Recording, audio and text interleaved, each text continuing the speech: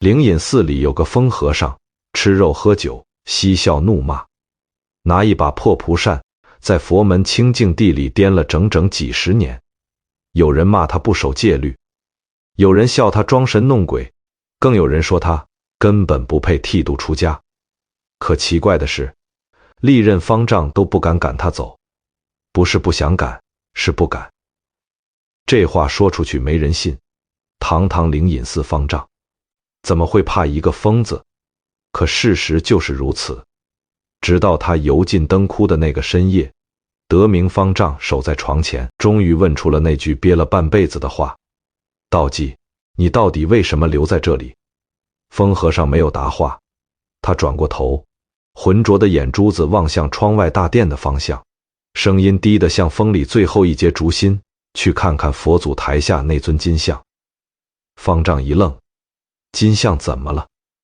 他眼角滑下一滴浊泪，只说了一句话，就让整座灵隐寺从此不得安宁。那尊金像供的不是佛。这话什么意思？一座香火鼎盛100年的古刹，大殿正中供着的金身佛像，万千百姓日日跪拜，年年上香，竟然供的不是佛，那供的是什么？别急，这个故事得从头说起。青原山脚下这座灵隐寺，背靠青山，前临碧溪，晨钟暮鼓的声音能飘出10几里地，方圆100里的乡邻都晓得。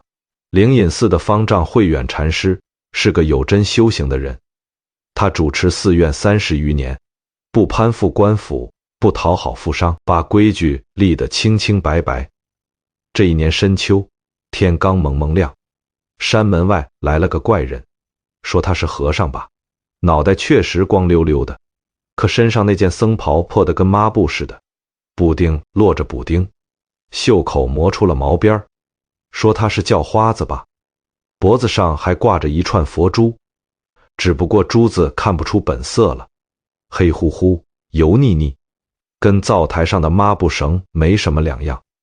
他手里拎着一只酒葫芦，嘴里哼着不成调的小曲儿，走路摇摇晃晃，像一阵风就能把他吹倒。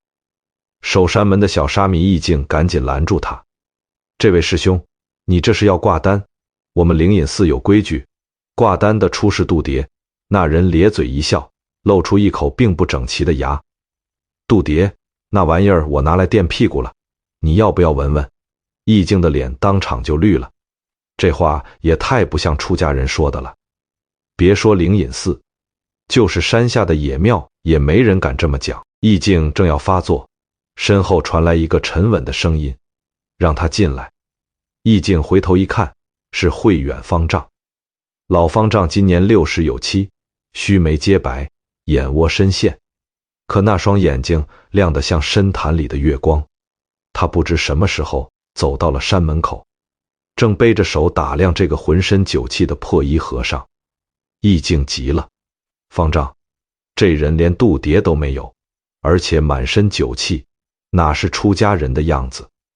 慧远没搭理他，走近2步，上上下下看了那人一番，那人也不躲，反倒把酒葫芦往嘴边一送，咕咚灌了一大口，酒水顺着下巴淌到前襟上。他拿袖子一抹，冲慧远嘿嘿一笑：老和尚，你这庙里有没有肉吃？我赶了3天的路，饿得前胸贴后背了。义净气得直跺脚：方丈您看看，出家人吃什么肉？慧远却微微眯起眼睛，盯着那人的脸看了好一会儿。那人被盯得有些不自在，歪着头说：看什么？我脸上有花。慧远忽然轻轻笑了一声，转身吩咐义净：去伙房看看有没有剩饭剩菜，给他端一份来。义净瞪大了眼：去吧。语气不重，却没有商量的余地。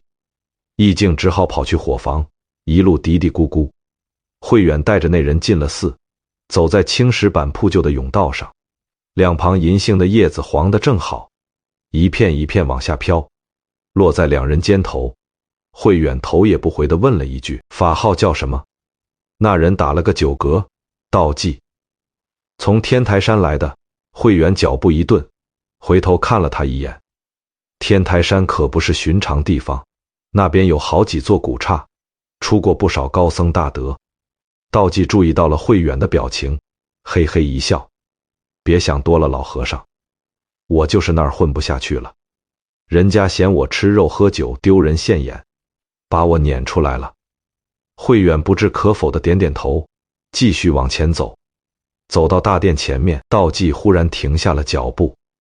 他歪着头看了看那座巍峨的大殿，又看了看殿门上方的匾额，嘴里嘟囔了一句什么，声音很小，慧远没听清。你说什么？没什么没什么，我说这殿修得不错，够气派。他说这话的时候脸上嘻嘻哈哈的，可慧远分明看到他眼底深处有一丝极快的东西闪过，说不清是什么，可那绝不是一个疯子该有的眼神。慧远在心里暗暗记下了这一瞬间。掌管戒律的尉迟师兄黑着脸找到慧远，方丈，这人不能留。慧远正在禅房喝茶，闻言放下杯子，淡淡说了一句，此人目清神正，非寻常之人。尉迟一愣，方丈，他浑身酒气，出言无忌，哪里目清神正了？慧远没有解释，只摆了摆手，给他安排个住处，就后院那间空着的柴房吧。尉迟欲言又止，到底没再多说，行了个礼退了出去。就这样，道济在灵隐寺住下了。可接下来发生的事，让全寺上下的僧人恨不得把他丢出山门。头一天早课他没起来，义净去叫他，推开柴房的门，一股酒味儿，差点把人熏个跟头。道济抱着酒葫芦睡得四仰八叉，嘴里还吧唧吧唧的，也不知梦里在吃什么好东西。第三天更离谱，他竟然从山门外提了一只烧鸡回来，大摇大摆坐在伙房门口啃，那油腻腻的香味飘满半个寺院。正在吃斋饭的僧人们面面相觑，好几个年轻沙弥忍不住咽了咽口水，又赶紧低头念阿弥陀佛。尉迟气得浑身发抖，指着道济鼻子骂，你是出家人还是山贼？灵隐寺建寺100年，从没出过你这号人物。道济啃完最后一根鸡骨头，把手在衣服上蹭了蹭，打了个饱嗝。佛祖要是真在乎这只鸡，那他老人家的心眼儿也太小了点儿。尉迟被噎得说不出话来，气冲冲去找慧远告状。这种告状，慧远几乎每天都要接到一回。有时候是道济抢了香客的供果，有时候是他在佛堂前醉卧不起，有时候是他对着佛像嬉笑怒骂，说些混话。僧人们联名写了一封请愿书，请求方丈将道济逐出寺院。慧远把信看了一遍，折好放进抽屉里，什么也没说。尉迟忍不住了，方丈，您到底看中他什么了？他这样下去，寺里的清规戒律还要不要了？慧远端起茶杯喝了一口，慢慢说道，尉迟啊，你在这寺里30年，从不犯一丝错，可我问你，你见过几个真正悟了道的人？尉迟一怔，真正有大智慧的人，行事不一定合规矩。您是说他有大智慧？尉迟的语气里满是不信。慧远没有正面回答，放下茶杯，望向窗外。那棵老银杏树下，道济正躺在地上晒太阳，嘴里叼着一根狗尾巴草，脚丫子翘得老高，活脱脱一个乡下无赖的模样。有些东西眼睛看不到。慧远说这话的时候声音很轻，像是说给自己听的。道济在灵隐寺这么一待，转眼就是3年。3年里他的名声在这一带传开了，不过传的不是好名声。附近10里8乡的百姓都知道灵隐寺有个疯和尚，吃肉喝酒不守戒律，整天在寺里胡闹。有人说他脑子出了毛病，有人说他前世造了孽，这辈子来还债，还有人说他根本不是和尚，是哪里跑来混吃混喝的叫花子。道济对这些议论浑不在意，该吃吃，该喝喝，该睡睡，日子过得比谁都自在。这年开春，灵隐寺来了一位大施主，此人名叫周德茂，是清源镇上最大的布庄老板，家财万贯。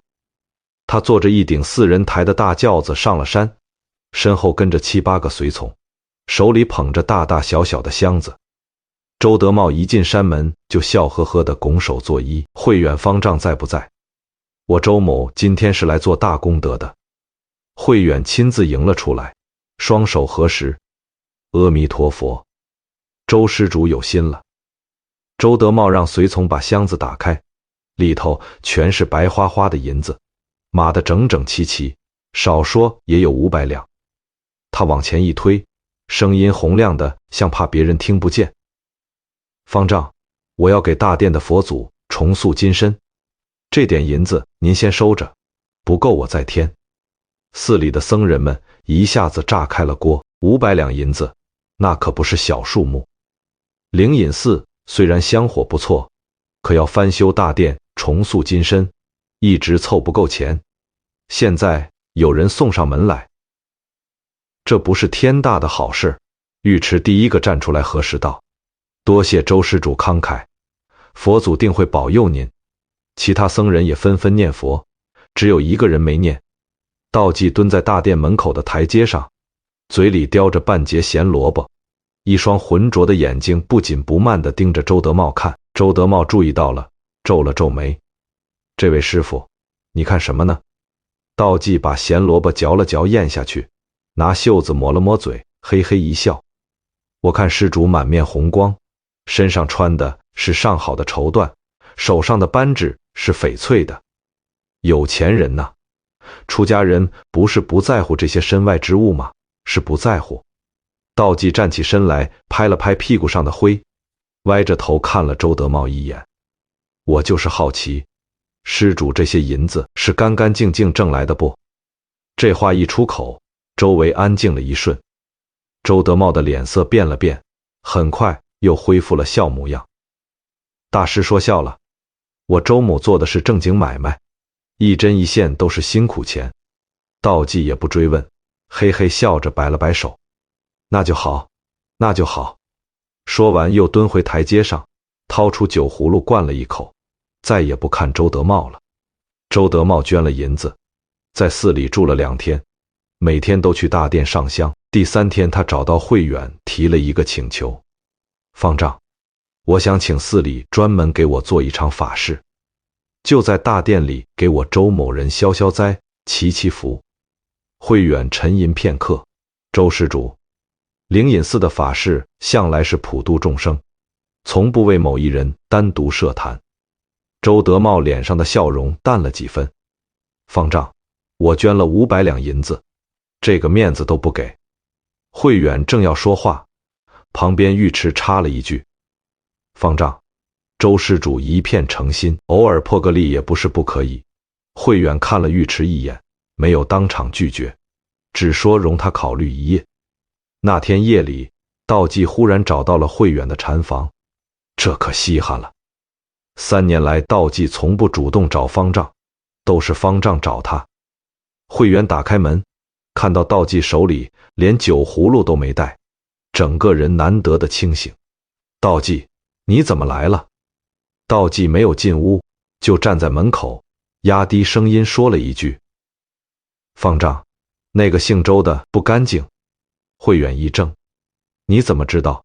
道济没有回答这个问题，只是说他要做法事，你别答应，他身上的孽佛祖消不了。说完转身就走了。走了几步又回过头来，嘿嘿笑了一声：“当然了，你要是不信，就当疯子说胡话吧。”他的身影消失在月光下的甬道里。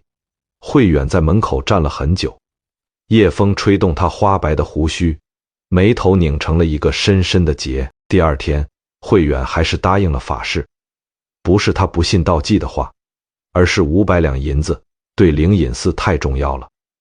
寺里的屋顶漏了好几处，后殿的墙也裂了缝，冬天冷风灌进来，几个年纪大的僧人都病倒了，这笔钱能解燃眉之急。法事定在3天后午时，那天上午天气出奇的好，阳光照在大殿琉璃瓦上，金灿灿的。周德茂穿了一身崭新绸衫，带着2个随从，早早到了大殿。慧远带着几位年长的僧人为他设坛诵经，经声朗朗，香烟袅袅，一切都很庄严。可谁也没想到，经念到一半的时候，大殿的侧门哐的一声被人推开了。道济不知从哪儿弄了半坛子黄酒，脚步歪歪斜斜闯了进来，嘴里还哼着不着调的小曲儿。尉迟大喝一声：“道济，这是法事，你不要胡来！”道济充耳不闻，他醉醺醺走到周德茂面前，酒气喷了人家一脸。周德茂往后退了一步，面色不善：“你干什么？”道济上上下下打量着他，忽然放声大笑起来，笑声在大殿里回荡，把佛前的供桌都震得嗡嗡响。周大施主啊，周大施主，你拿银子来买佛祖的保佑，你觉得佛祖的眼睛是瞎的？周德茂的脸涨得通红，你一个疯和尚在这胡说八道什么？道济收了笑，用那双浑浊却出奇平静的眼睛盯着周德茂，一字一顿地说：“你身上的孽，佛祖消不了。”这句话落在大殿里，像一块石头砸进水潭，所有的诵经声都停了。周德茂的脸由红变白，又由白变红，他猛地指着道济的鼻子：“你血口喷人！方丈，你们寺里就是这么待施主的！”慧远赶紧上前打圆场。周施主息怒：“道济他什么他？”周德茂一甩袖子：“今天这法事我不做了，这个疯子一天不赶走，我以后再也不踏进灵隐寺一步。”周德茂怒气冲冲地走了，随从们手忙脚乱跟在后头。大殿里一片死寂。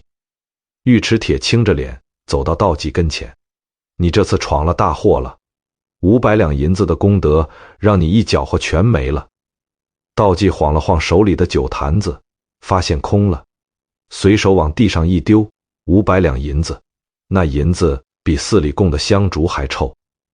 你疯了？对呀，我疯了，所以你们不用跟疯子计较。道济嘿嘿笑着，摇摇晃晃走出了大殿。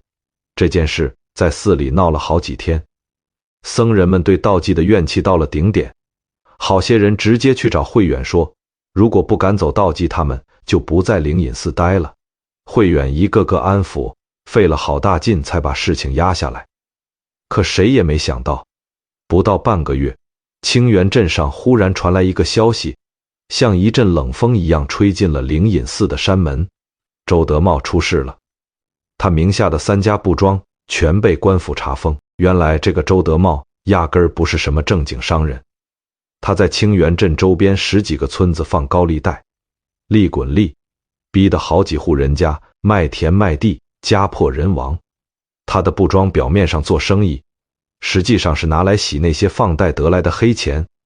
更狠的是，他还勾结县衙里的师爷，专门欺负还不上贷的穷人。人家把地抵了，他转手低价收过来，几年功夫就成了镇上最大的地主。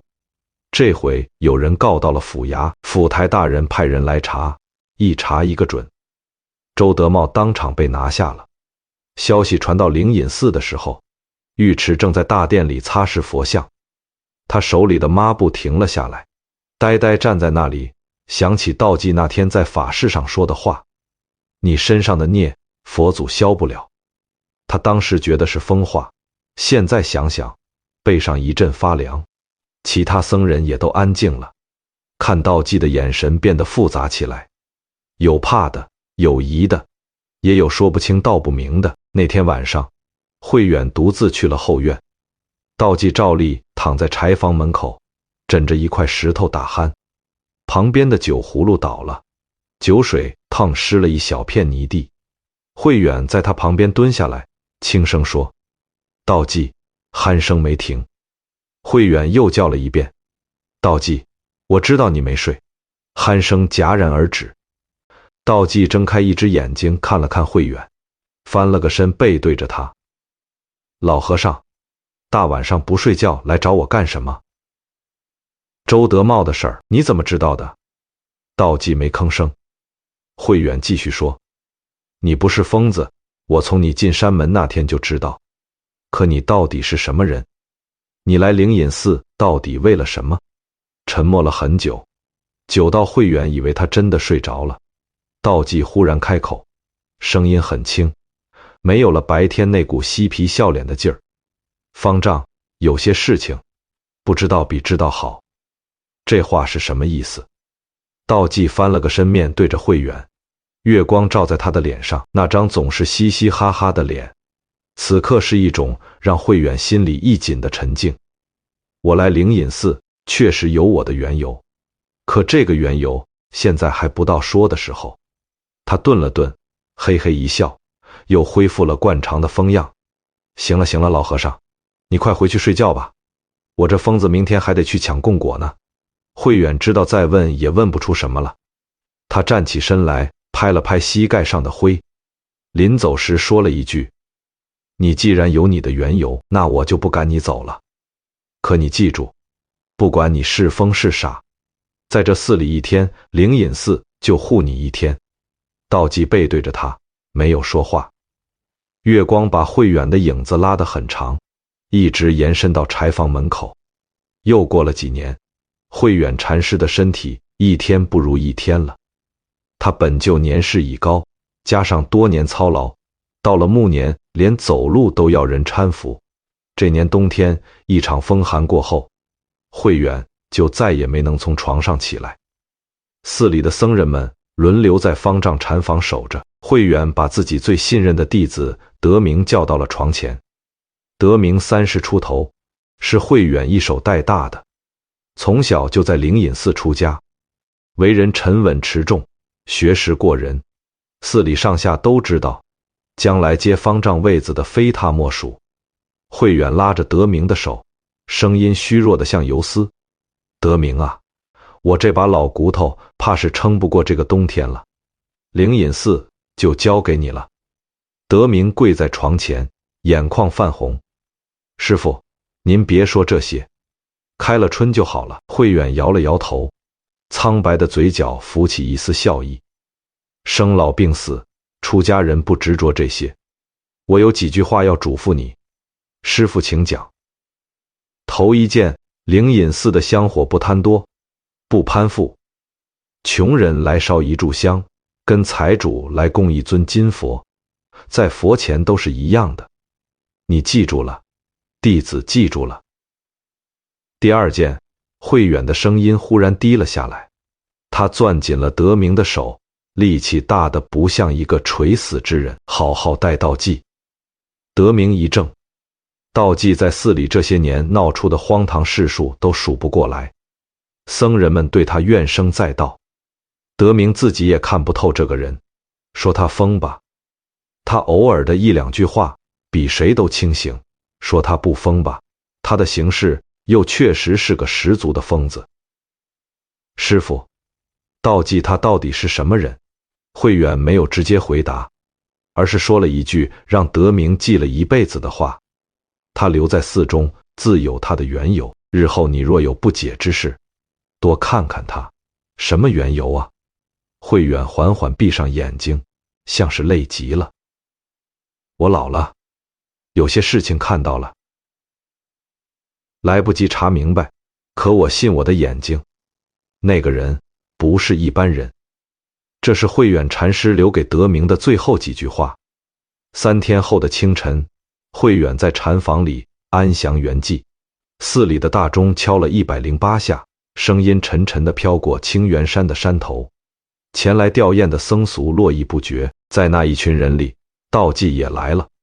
他难得没有喝酒，破衣烂衫，倒还是那副模样，不声不响站在人群最后面。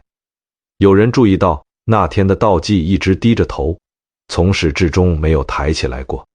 等到人散了，天色暗了，道济一个人走到慧远的灵位前，蹲在地上沉默了很久，没有人听到他说了什么。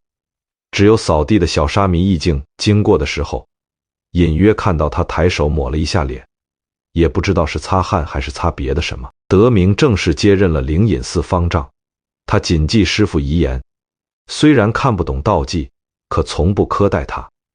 该给吃的给吃的，该给住的给住的。道济闯了祸，也替他兜着。日子就这样又过去了1年多。初夏的一天，灵隐寺的山门外来了一队人马，打头的是一个40来岁的男人，身材高瘦，面相精明，穿着一件灰布长衫，看着像个手艺人。他身后跟着6、7个壮汉，赶着3辆大车，车上盖着油布，鼓鼓囊囊的，也不知装着什么。那人在山门前停下来，冲守门的义净拱了拱手：“小师傅，在下陆凤仙，是做祝佛的匠人，受人之托，特来为灵隐寺大殿重铸佛祖金身。”义净吃了一惊，重铸金身，这么大的事我可做不了主，你等我去禀告方丈。德明听了义净的禀报，也觉得蹊跷。灵隐寺从没向外面请过什么祝佛匠人，怎么有人自己找上门来了？他出去见了陆凤仙，问道：“陆施主，你说受人之托，请问是受何人所托？”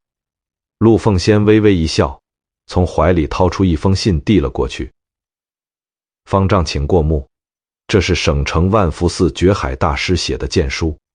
他老人家与贵寺前任方丈慧远禅师是旧交，听说灵隐寺的大殿佛像年久失修，特意托我带了金料过来。”德明打开信看了看，上面确实有觉海大师的印鉴，措辞也恳切，可他心里总觉得哪儿不对劲，却又说不上来。陆施主，此事重大，容我考虑几日。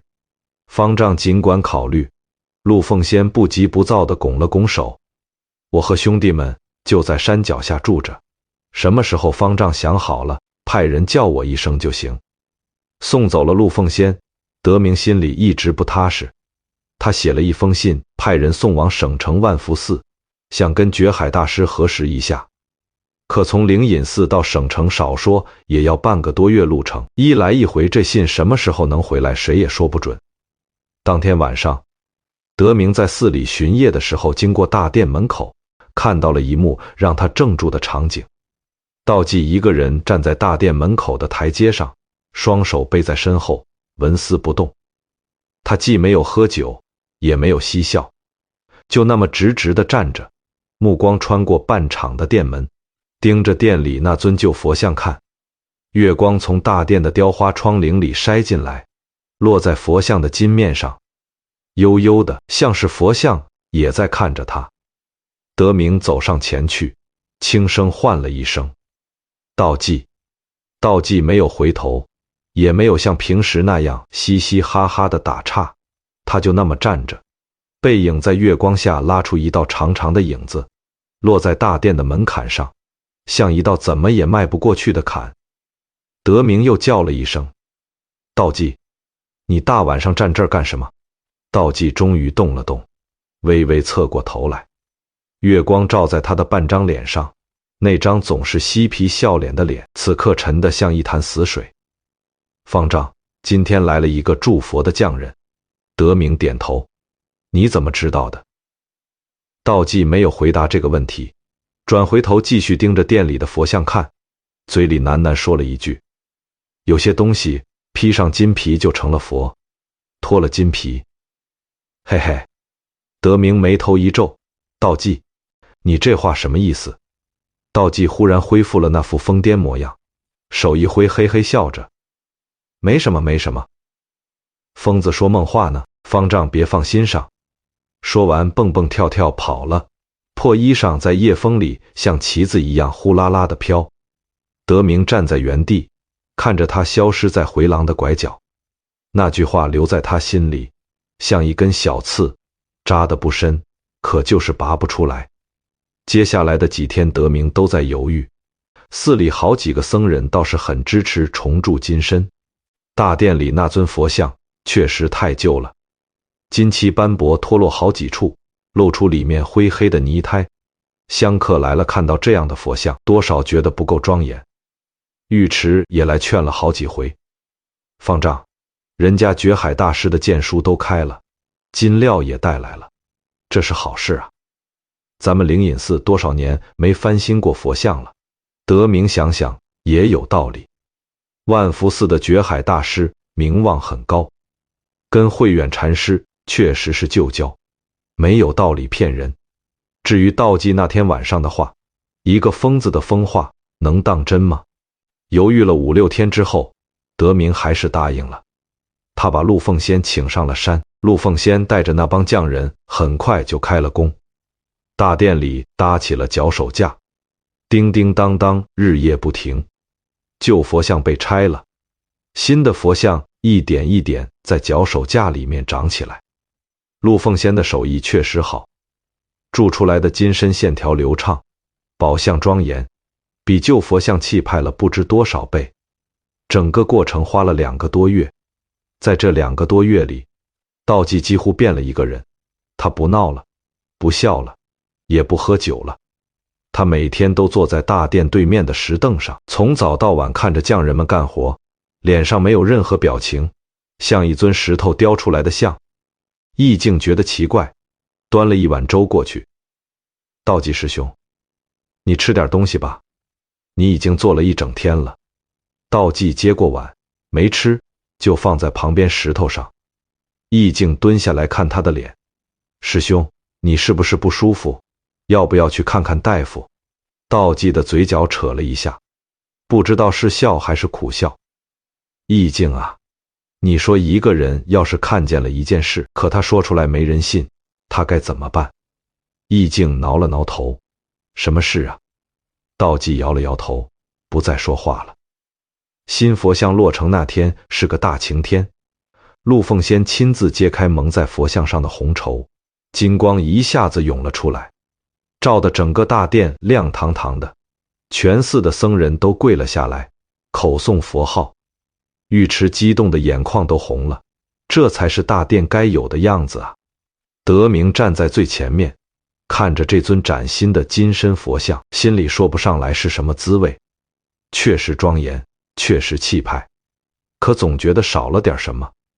他下意识回头看了一眼，大殿门口空空荡荡的，道济不在。散了之后，德明一个人去了后山。他在半山腰的一棵老松树下找到了道济。道济盘腿坐在树根上，面前摆着一只空酒葫芦，嘴里念念有词地说着什么。走近了，才听清他在跟那棵半枯的松树说话。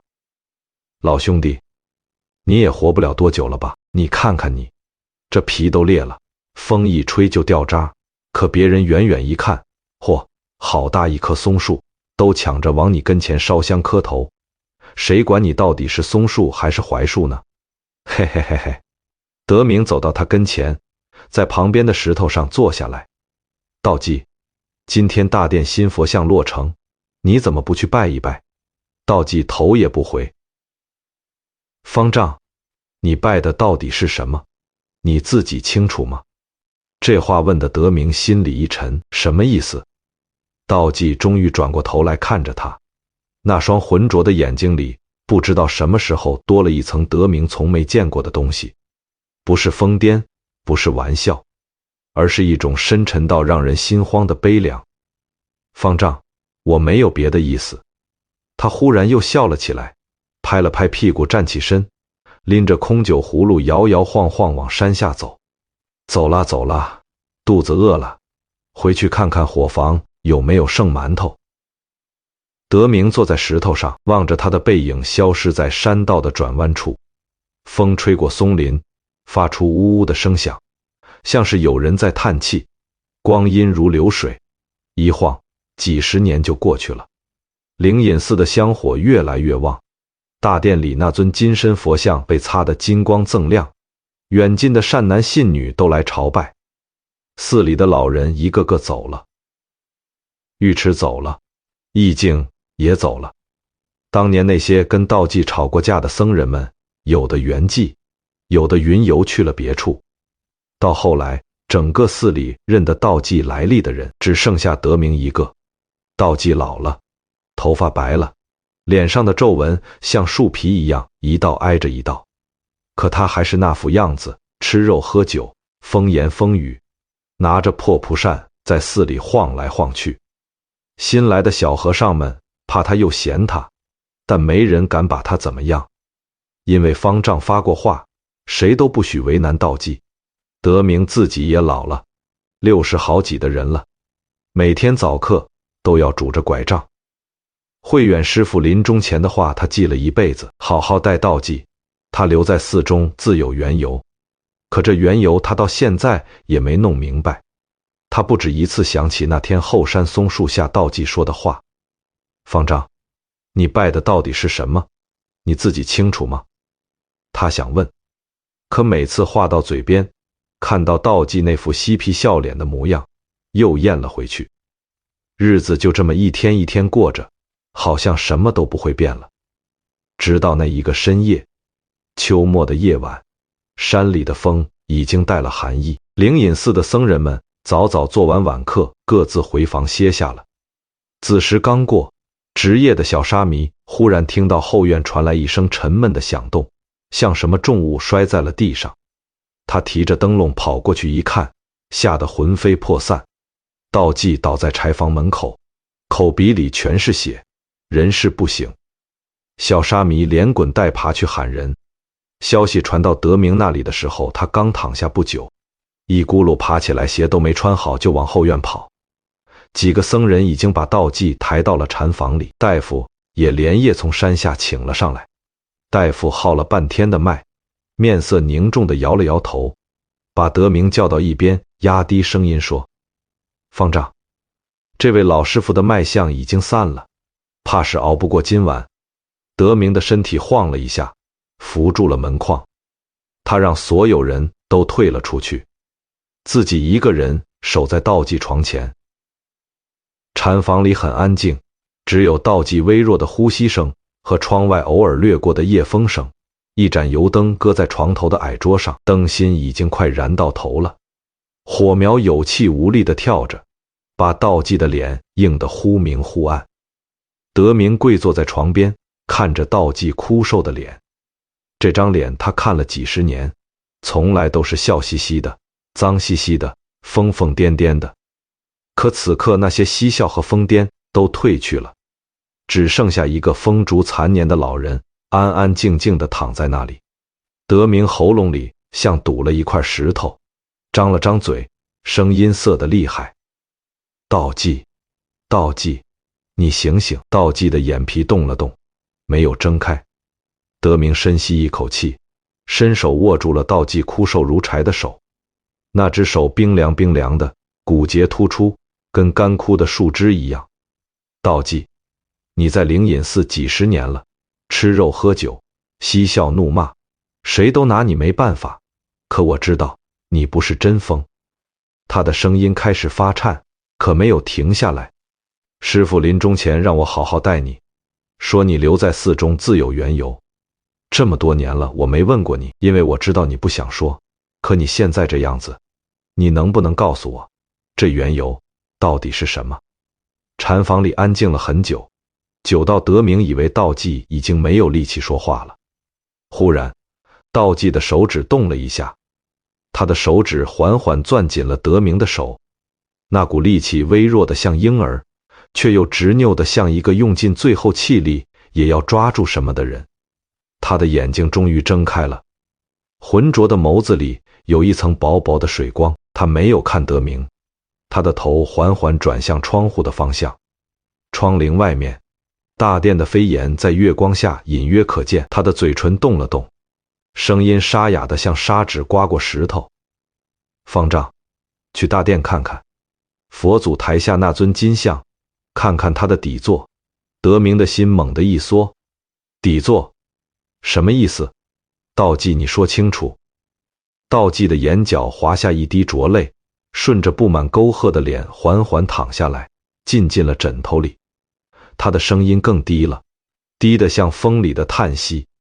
我守了一辈子，就因为那尊金像，供的不是佛。德明浑身一震，像被一道闪电劈中了一样。他猛地抬头望向窗外大殿的方向，月光冷冷照着飞檐上的问的问。大殿的轮廓在黑暗中沉默而巨大，像一头蛰伏了1000年的巨兽。德明再也坐不住了，他抓起一盏油灯，披上袈裟大步走向大殿。夜风穿过回廊，吹得灯火摇摇晃晃。他推开大殿沉重的木门，扑面而来一股冷沉的檀香。金身佛像在昏暗中泛着幽幽的光，庄严肃穆。德明走到佛像台座前，蹲下身子，用手摸向底座边缘。他的指尖触到一道细细的缝隙，心猛地一缩。他颤抖着双手，将油灯凑近底座的缝隙，借着微弱的光往里看去。那一瞬间，德明整个人如遭雷击，油灯啪地摔在地上，火苗熄灭，大殿陷入一片漆黑。他跌坐在地，嘴唇哆嗦着，脸色白得像纸。他终于明白了，道济为何疯癫了一辈子。那尊金像的底座里面藏着的东西，让他不敢相信自己的眼睛。他踉跄着扶着廊柱走出大殿，深秋夜风裹挟山间寒气灌进单薄袈裟，牙齿控制不住的打颤，一路跌撞赶回后院禅房。道济仍静静卧在木榻之上，气息微弱到几乎难以察觉。方才说完那句藏了一辈子的秘密，他便再也无力开口了。眼角未干的泪痕在枯槁面颊上凝成2道冷痕。德明跪在榻前，双手紧紧攥住道济冰凉枯瘦的手掌，声音压抑不住哽咽。先前所有不解、质疑、埋怨，尽数化作满心愧疚。这么多年，他只当道济是行事荒唐的疯僧，听不进那些隐晦提醒，一次次被世俗金银、体面香火蒙蔽双眼，辜负了前任方丈会远临终嘱托，更辜负了道济数十年孤身隐忍的守护。道济，我方才看了底座，缝隙里面堆叠着沉甸甸的金属物件，还有一卷泛黄布册，我看不清全貌。你守了整整数十年，到底这尊佛像背后藏着何等龌龊内情？你若尚有气力，尽数说与我听。今日我定要还灵隐寺清净，绝不任由邪祟借佛之名欺瞒世人。道济原本涣散的眼珠缓缓收拢一丝微光，喉间发出细碎沙哑的气音，每吐出一字都耗尽全身残存气力。破蒲扇从松弛指尖滑落，落在床榻的木板上。那柄跟随他走遍山野，嬉笑避祸，暗中观察一切的旧扇，此刻终于失去支撑，如同他紧绑半生的心弦骤然松垮。当年周德茂放贷害民的黑钱，想借佛像洗白，我当众拆穿他，你只当我无理取闹搅乱功德法事，可你不知道，他只是这盘局里最浅的一枚棋子。那祝佛匠人陆凤仙也不是省城万福寺觉海大师举荐的善人，觉海与地方贪利、黑心富商早有勾结，一封伪造荐书不过是打通山门的敲门砖。他们筹谋多年，借着重塑金身的由头，掏空旧佛泥胎，打造中空底座，做成一处无人怀疑的藏赃密库。道济喘息半晌，浑浊目光透过窗棂遥遥望向大殿方向，眼底藏着积压数十年的悲凉。当年他从天台山离开，并非不守清规被逐，而是早已看破地方官商勾结，借古寺佛像私藏不义之财的阴谋。他四处寻访，查到灵隐寺是他们选定的藏金据点，才刻意装疯卖傻留在此地。世人皆笑他酒肉穿肠亵渎佛门，无人知晓疯癫只是他最好的保护色。唯有这般不被众人放在心上的疯和尚，才能自由穿梭寺院各处，日夜紧盯大殿佛像，暗中记下这群人所有勾当。他不能直白戳破真相，若是当年他以正经僧人身份直言佛像藏奸，只会被这群手握钱财人脉的恶人安上造谣毁寺的罪名，轻则逐出山门，重则招来杀身之祸。到那时无人看守密库，源源不断的赃银、贪腐放贷官商分赃的密账会永久封存佛底，万千百姓辛苦血汗尽数沦为这群恶人敛财的依仗，香客诚心供奉的香火功德反倒成了遮掩罪恶的外衣。他只能终日装疯卖傻，吃肉饮酒，嬉笑闹事，刻意惹得全寺僧人厌烦，让背后布局之人放下戒备，认定他只是头脑不清的疯僧，不必费心除去，才能安安稳稳守在寺中，等待一个能全然信任、愿意直面真相的方丈。慧远方丈当年初见他一眼，看穿他眼底藏着清醒悲悯，看破他故作疯癫的伪装，却碍于年纪已高，无力彻查官商勾结的庞大脉络，只能临终再三嘱咐德明善待道济，静待道济主动吐露实情。道济原本以为慧远能等到真相大白之日，可老方丈积劳成疾，骤然圆寂。偌大寺院只剩出掌方丈之位的德明，初时德明看重寺院香火修缮银两，屡屡忽略他的警示，道济只能独自隐忍，日复一日坐在大殿对面石凳上，盯着匠人铸造金身的全过程，眼睁睁看着陆凤仙带着工匠掏空佛台，打造夹层密室，将无数黑钱秘册层层码放其中。你可知佛底藏了多少赃物？周德茂放高利贷压榨百姓得来的白银，各路富商偷税走私的黄金，县衙官吏收受贿赂的财资，还有记录每年分赃明细的账本，全都封存在金像底座夹层之内。他们算准了世人心中的执念，人人敬畏佛像，绝不会有人敢拆开庄严金身底座查验。佛前香烟缭绕，众生俯首跪拜，谁能想到日日朝拜的佛座之下，堆满了沾满百姓血泪的不义之财。道济说到此处，剧烈咳嗽起来，一口暗红血丝顺着嘴角溢出。德明慌忙取来干净布巾，轻轻为他擦拭，心口愧疚翻涌，无数过往片段在脑海飞速闪过。当年陆凤仙上山祝佛，他收到万福寺荐书，便轻易放下戒心。道济深夜提醒他，切莫轻信匠人，他只当风言不予理会。新佛像落成那日，道济独自躲在后山松树下，喃喃自语，质问他拜的究竟是佛还是金银，他依旧没能读懂其中深意。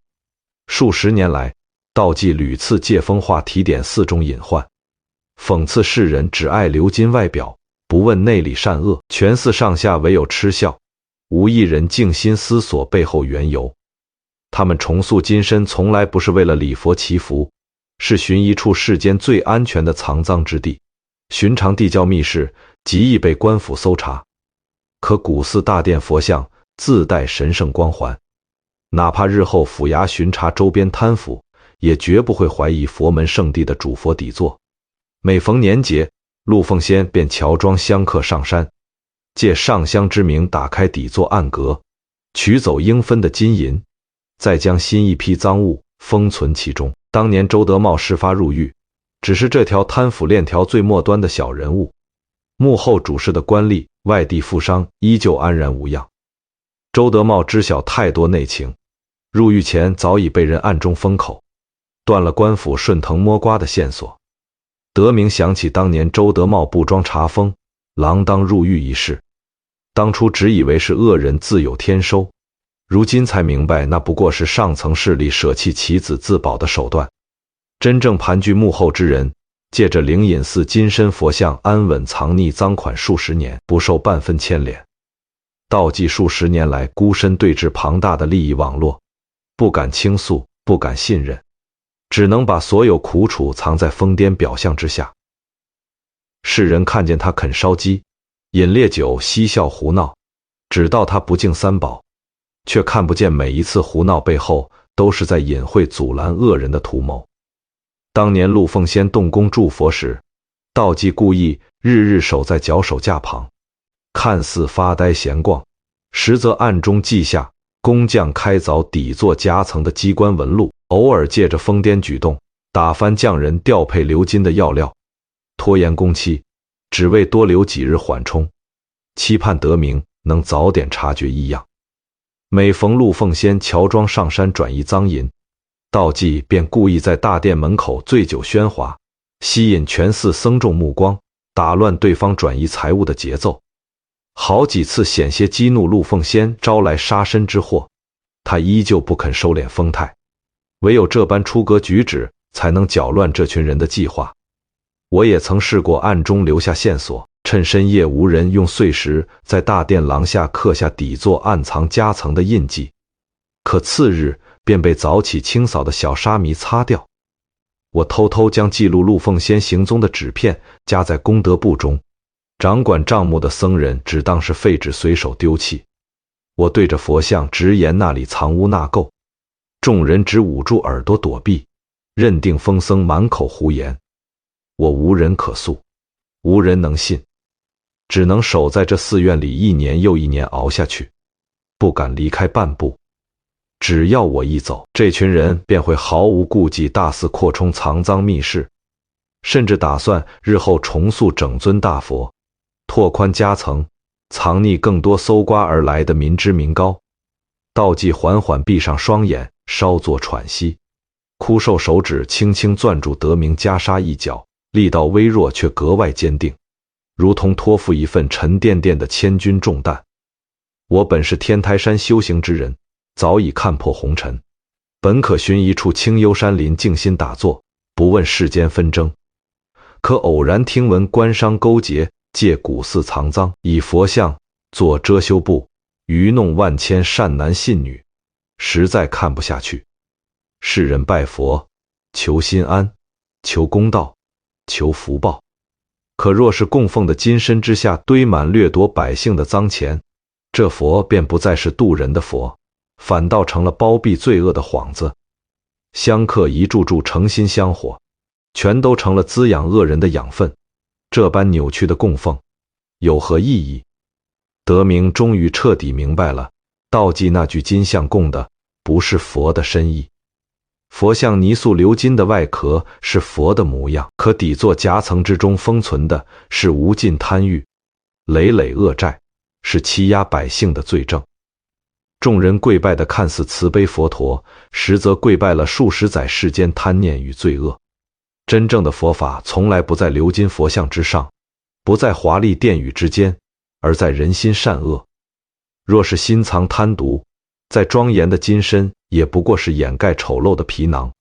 当年慧远方丈看穿我的心思，却无力对抗背后盘根错节的势力。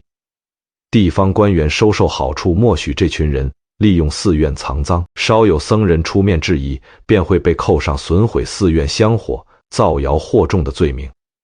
官府还会以修缮寺院、管控香火为由施压，逼迫方丈妥协。慧远一生清廉持戒，不愿灵隐寺沦为恶人的遮赃之所，却苦于没有实证扳倒整条贪腐链条，只能叮嘱继任者善待我，静待时机成熟，再揭开这桩埋藏多年的秘密。道济话音渐轻，呼吸愈发微弱。窗外残月慢慢引入厚重乌云，大殿方向传来眼角铜铃轻响，冷风穿过空旷殿堂，声声如同无声叹息。德明心如刀绞，这么多年他一心维护寺院香火繁盛，看重香客捐赠殿宇气派，本末倒置，忽略了佛门最根本的本心。清净道场不该靠金银堆砌，更不能沦为贪腐之人的藏污之地。他一味顾忌寺院名声，一次次忽视道济的警示，险些让这桩罪孽永久掩埋佛底。这群人最擅长利用世人执念，百姓觉得金身越厚重，佛像越华丽，佛法便越灵验。富商官吏便借着这份执念，大肆捐银重塑佛像，看似行善积德，实则只为给自己的赃银寻一处安全容身之所。他们每逢灾年，还会假意不施粮食，博取乡邻善名，转头继续放高利贷压榨贫苦农户，一面在佛前跪拜忏悔，一面转头作恶不休，妄想依靠一尊鎏金佛像抵消满身罪孽。殊不知佛法从来不会包庇心存恶念之人，金银裹不住满身业障，再盛大的香火也洗不去掠夺百姓的血债。道济顿了许久，才又勉强睁开双眼，目光望向德明，藏着半生隐忍的期盼，今日我将真相告知于你。我油尽灯枯撑不了多久了，往后揭开真相，清理佛底赃物，扳倒幕后之人的重担，便交到你手中，切记不可贸然行事。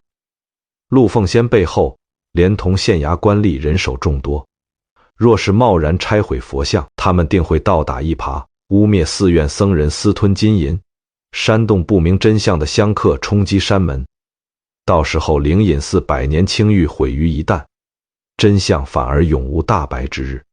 德明连连点头，泪水顺着面颊滑落，滴在两人交握的手背上，冰凉刺骨。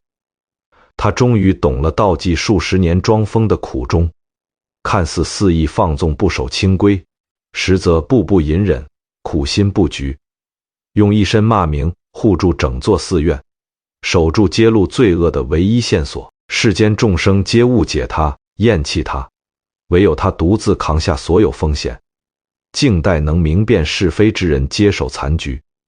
你先暗中派人快马奔赴府衙，寻清正廉明的府台大人，不要只凭口述举证，可先取底座夹层边缘留存的赃银碎块，半张账本残页作为实证，再细细梳理当年周德茂放贷害人、陆凤仙往来寺院的全部线索，整理成册，一并呈上。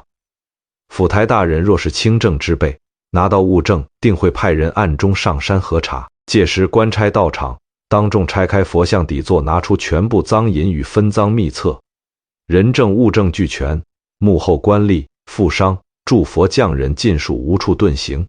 道济缓缓松开攥住袈裟的手指，气力几乎完全耗尽，嘴唇微微开合，说出最后几句叮嘱：查清赃银之后，切莫将这些沾满血泪的金银留存寺中，悉数用来偿还当年被周德茂压榨的农户，剩余银两全数用于山下赈灾搭建药棚，接济贫苦百姓，一分一毫都不可留作寺院修缮之用。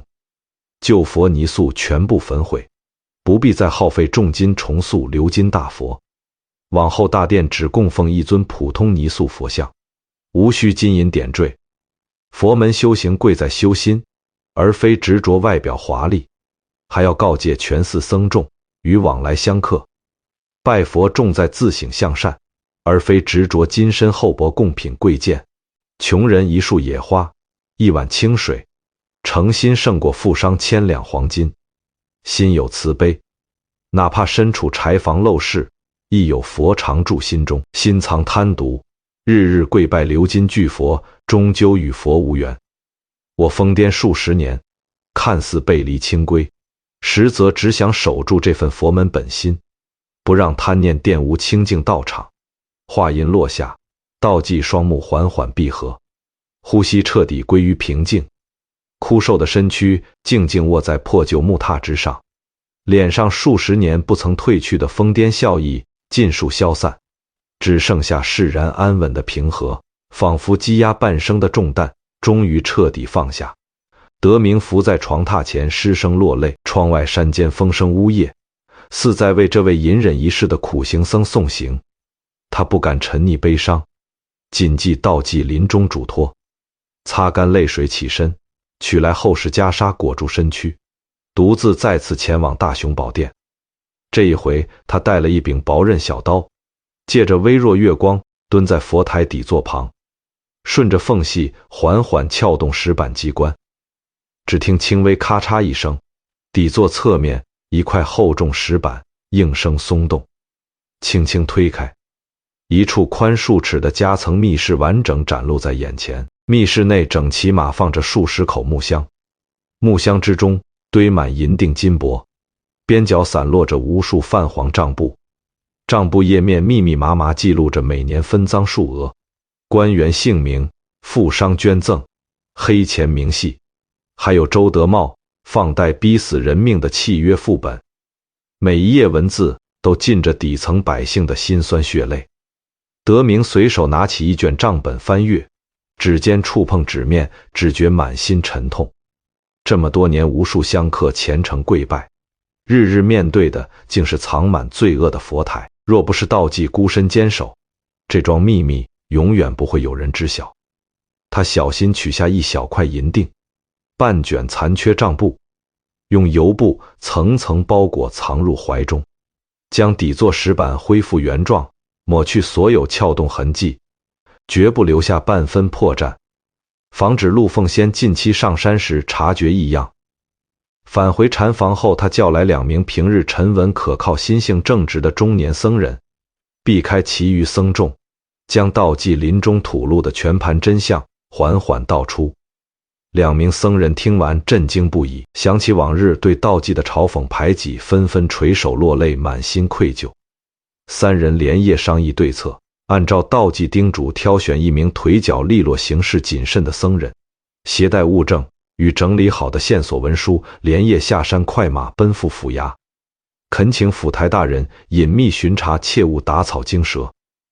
其余2人守在寺院各处，暗中留意往来陌生香客，尤其提防乔装上山的陆凤仙及其随从，一旦发现踪迹，立刻悄悄通报方丈。3日过后，府台大人亲自率领数十名官差，身着便服，分批潜入清源山，借上香之名进入灵隐寺，避开其余香客后，悄悄随德明进入大雄宝殿。众人一同拆开佛像底座夹层，木箱中堆积如山的赃银，厚厚一摞贪腐秘册尽数展露。官差逐一清点登记，单单白银便有8000余两，黄金珠宝不计其数。账簿清晰牵扯出3名县衙官吏，10余名本地富商，祝佛匠人陆凤仙的往来记录更是详实完整，铁证如山，无可辩驳。府台当即下令封锁寺院山门，派人下山抓捕陆凤仙，又行文周边各县捉拿涉案贪腐官吏与黑心富商。不出5日，整条贪腐链条尽数瓦解，所有涉案人员全部押解府衙候审。审讯之下，众人对借佛像底座藏匿赃银、多年分赃牟利的罪行供认不讳，一一划押定罪。消息传遍清源山周边10里8乡，百姓哗然。过往前来朝拜金身大佛的善男信女得知真相后，满心唏嘘，方才知晓那位人人嘲笑的疯癫道济师傅，才是真正心怀苍生、守住佛门正道的活佛。众人纷纷上山，想要前往后院柴房拜谢道济，却得知他早已在真相吐露的当晚安详圆寂。德明带着全寺僧众在后院搭建简易灵堂，没有奢华绸缎贡品，只有一束束山下百姓自发采摘的山野花，摆放于道济就榻之前。曾经处处排挤道济，屡次向慧远方丈告状的尉迟早已离世，余下僧人们跪在灵前，想起往日对道济的冷眼讥讽排挤，个个羞愧落泪，一遍遍诵读经文为道济超度祈福。府衙依法收缴所有藏于佛底的赃款，遵照道济遗愿，分发给当年被周德茂高利贷逼迫流离失所的农户。剩余银两在山下村镇搭建义诊药棚，开办义学，接济穷苦百姓。分文未留与灵隐寺。德明召集工匠拆毁那尊鎏金大佛，将内里沾染恶业的泥胎尽数焚烧，大殿之中重新塑起一尊朴素泥胎佛像，不鎏金，不饰珠宝，只以普通朱砂点绘眉眼，简洁庄严。警醒往来之人，莫要执着金银外表。灵隐寺重新修订寺规，明文规定不接纳来路不明的大额捐赠，不单独为富商权贵开设私坛法事，无论贫富贵贱香客一视同仁，穷苦百姓一束野花亦可礼佛，不必耗费重金置办贡品。每到初一15，德明便亲自在大殿外向香客讲述道济守护数十年、装疯斥恶的往事，告知众人拜佛修心方为根本。华丽金身从来不是佛法的真谛，人心向善方得真正安宁。多年之后，清源山一带再无官商勾结欺压百姓之事，灵隐寺香火依旧平和兴盛，只是殿内再无耀眼鎏金巨佛。后山柴房被改建为一间小小的纪念堂，摆放着道济遗留的破蒲扇、旧酒葫芦、墙壁之上得名，亲笔写下一行字：年年月月与往来僧俗共勉。疯癫藏有菩提心，不恋浮屠千两金，但求人间万幸安。时常有上山游历的人问起，当年道济为何宁愿背负数十年风名，也不愿直白揭穿佛像秘密？守纪念堂的老僧人总会指着墙上那行字缓缓作答。世人偏爱光鲜华丽的表象，听不进刺耳真话，直言真相只会招来杀身之祸。唯有藏一身疯癫，放下僧人体面，才能静静蛰伏，守住世间公道。山间晨钟暮鼓岁岁回响，穿过银杏古树，掠过大雄宝殿那尊朴素泥佛，飘向后院那间旧柴房，仿佛还能看见数十年前那个破衣和尚摇着蒲扇，拎着酒葫芦，嬉笑着穿梭寺院回廊，看似疯疯癫癫，眼底却始终装着世间万千受苦百姓，守着一份不被世人理解的清净菩提心。真正的佛不在金殿之上，也不在香火最旺的地方，心中有善，破衣烂衫也是活佛；心中有恶，金身万丈也只是泥胎。所以道济临终前那句话，才让人听完背后发凉。佛祖台下那尊金像供的不是佛，他供的是人心。